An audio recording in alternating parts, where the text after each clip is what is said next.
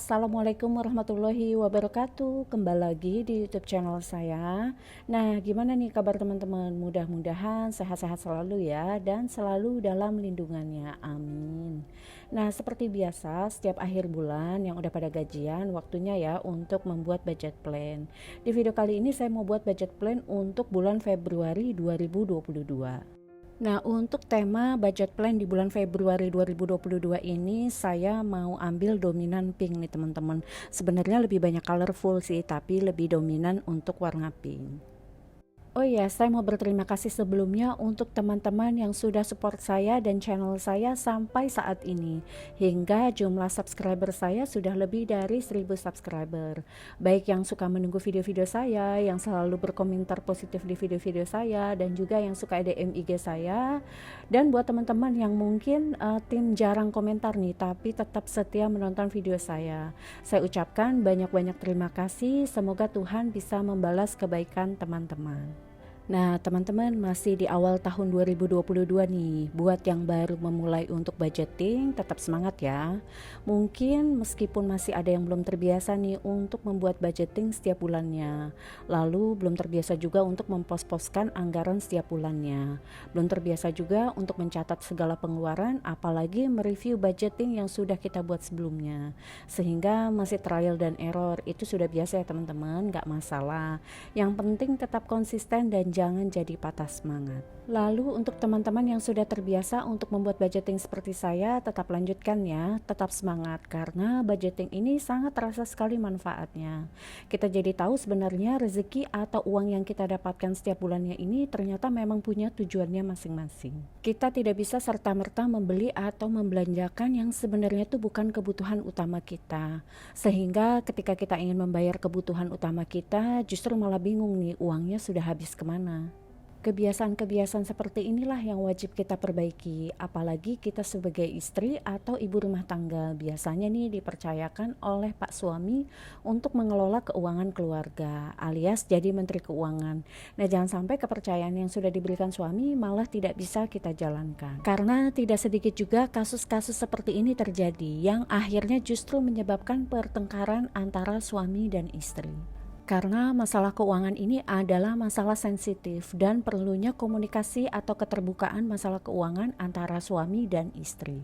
Dalam berkeluarga kita sudah punya tugasnya masing-masing ya teman-teman. Jangan sampai suami sudah pusing kerja, kita sebagai istri justru malah tidak bijak nih dalam menggunakan uang yang sudah dipercayakan oleh suami untuk kita kelola. Karena good money habit adalah fondasi terpenting dalam mencapai kesejahteraan finansial.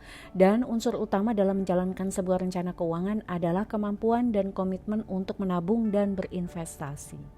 Kita sebagai istri, baik yang bekerja maupun sebagai ibu rumah tangga, bukan berarti kita tidak bisa mandiri secara finansial. Setiap rezeki yang kita dapatkan atau yang kita peroleh dari suami, sisihkanlah di awal untuk pos menabung dan berinvestasi pastinya. Syukur-syukur budgeting yang kita buat setiap bulannya ada sisa-sisa nih. Jadi uang sisa budgeting tersebut bisa menjadi tabungan tambahan untuk kita. Yang perlu diingat dalam menabung bukan dilihat dari besar kecilnya jumlah yang bisa kita sisihkan. Akan tetapi adalah konsistensi dan membangun habit dalam menabung. Karena rezeki setiap individu itu pastinya berbeda ya teman-teman, dan sudah ada yang mengatur. Tidak perlu kita membandingkan rezeki kita dengan rezeki orang lain. Yang pasti jangan menunggu banyak duit untuk bisa menabung, karena orang yang banyak duit pun belum tentu bisa menabung. Saya percaya bahwa rezeki yang kita terima saat ini adalah porsi terbaik yang sudah diukur oleh Allah untuk kita. Hanya saja kadang kita tuh masih kurang pandai dalam mengoptimalkan rezeki yang kita dapat. Nah, kalau teman-teman masih bingung nih gimana sih cara membuat prioritas dalam anggaran? Yang pertama, sisihkan dulu tabungan akhirat, yaitu zakat sebesar 2,5%, lalu infak dan sedekah seikhlasnya, dan juga sisihkan tabungan untuk kita di dunia ini ya. Besarannya atau persentasenya bisa disesuaikan dengan pendapatan masing-masing. Yang kedua, membayar hutang atau cicilan.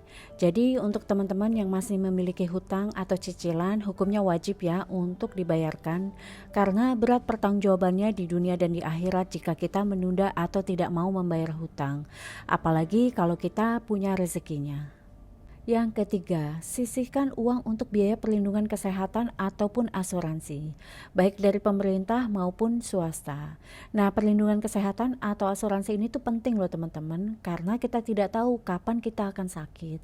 Terlebih lagi kondisinya lagi seperti ini ya, jangan sampai karena kita tidak rutin untuk menyisihkan uang, untuk perlindungan kesehatan ini justru kita malah menggunakan uang tabungan kita.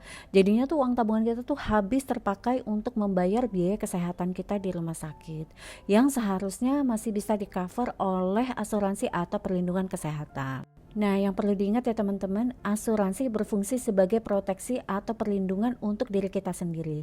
Jangan pernah mau menggunakan asuransi yang dicampur dengan produk investasi dalam berbentuk unit link yang biasa ditawarkan oleh agen asuransi dengan janji-janji manis yang akan mendapatkan return yang besar seperti yang terjadi baru-baru ini.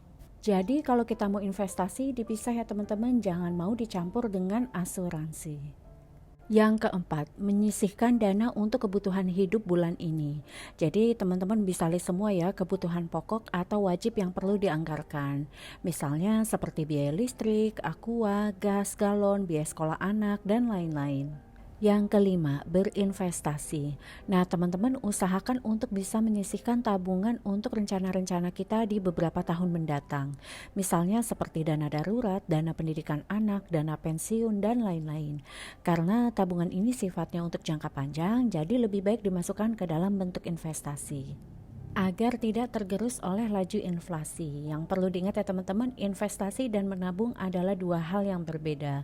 Nah, langkah-langkah awal untuk berinvestasi teman-teman bisa lihat di video saya, alasan saya menabung saham. Nah, saya akan masukkan link videonya di description box. Di situ saya juga menjelaskan bagaimana saya bisa menghasilkan passive income atau penghasilan tambahan secara pasif dengan menabung saham. Nah, sebagai patokan umum untuk poin-poin yang sebelumnya sudah saya sebutkan, yaitu yang pertama, untuk zakat besarannya 2,5%, infak dan sedekah yaitu seikhlasnya. Lalu yang kedua, untuk hutang atau cicilan porsinya jangan lebih dari 30%. Karena jika iya, maka biasanya dana untuk kebutuhan hidup yang akan jadi korbannya. Lalu yang ketiga, untuk perlindungan kesehatan atau asuransi besarannya sekitar 5%. Lalu yang keempat, untuk dana kebutuhan hidup usahakan tidak lebih dari 60%. Lalu yang kelima, paling tidak sisihkan 15% dari penghasilan kita untuk alokasi tabungan atau investasi. Nah, mudah-mudahan bermanfaat nih untuk teman-teman yang baru mau mulai untuk budgeting. Yang penting kuncinya adalah komitmen dan konsistensi. Nah, teman-teman sudah hampir selesai nih untuk budget plan saya di bulan Februari 2022. Oke, selesai sudah untuk budget plan saya di bulan Februari 2022. Untuk monthly budget bulan Februari ini masih sama seperti bulan Januari 2022. Nah, di sini ada token listrik sebesar 1 juta rupiah, SPP sekolah anak saya sebesar 656.500 rupiah, lalu ada SPP sempoa anak saya 456.500 rupiah.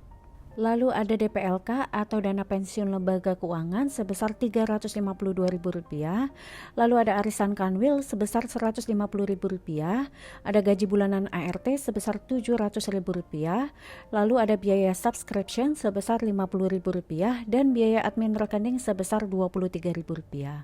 Jadi total untuk monthly budget saya sebesar Rp3.388.000. Lalu selanjutnya ada weekly budget. Nah, ini juga sama, masih sama budgetnya seperti bulan Januari 2022.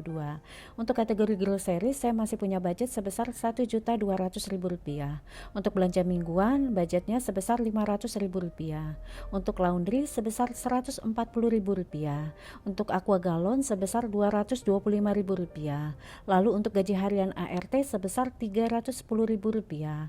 Total untuk weekly budget saya di bulan Februari 2022 ini yaitu sebesar Rp2.375.000. Nah, kalau zakat, infak, sedekah, tabungan pribadi, investasi, dan memberikan orang tua tidak perlu saya share ya teman-teman karena sifatnya pribadi.